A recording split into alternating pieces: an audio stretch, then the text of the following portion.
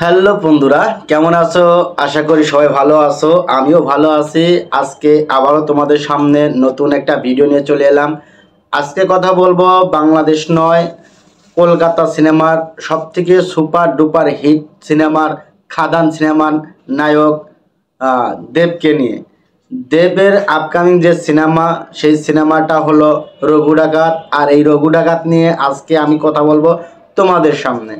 রঘু ডাকাত নিয়ে বেশ কিছু আপডেট নিয়ে এসেছি, যেটা আমি আজকে এই ভিডিওর মাধ্যমে তোমাদেরকে জানাবো। রঘু ডাকাতের নতুন যে আপডেট, সেই আপডেট নিয়ে আজকে তোমাদের সামনে চলে এলাম রঘু ডাকাতকে নিয়ে। রঘু ডাকাতে প্রথমত আছে দেব রঘু ডাকাতের একটা ভালো একটা চরিত্রে বা সেই প্রধান চরিত্রে অভিনয় করছে সুপারস্টার নায়ক দেব, যেখানে তাকে দেখা যাবে রঘু ডাকাত হিসেবে বা ডাকাতের চরিত্রে। এরপরে আসছে ইদিকা পাল। খাদান সিনেমার সফলতা পাওয়ার পরে আবারও ইদিকা পাল রঘু ডাকাতে যুক্ত হচ্ছে।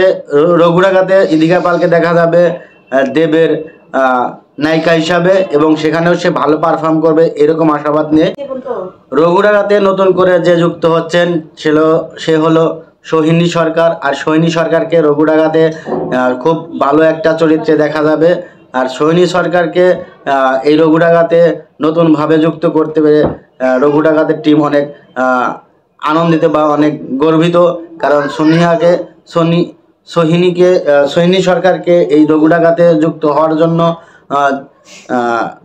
খাদান টিমকে আমরা যারা সিনেমা প্রেমী আছি তারা সকলকেই ধন্যবাদ জানাই, কারণ সোহিনী সরকার একজন ভালো মাপের অভিনেত্রী। এরপরে কথা বলবো জনকে নিয়ে।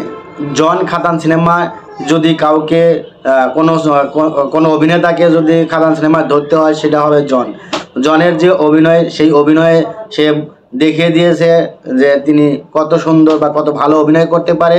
সেই হিসেবে জনকে আবার রঘু ডাকাতে নিয়ে এসেছে।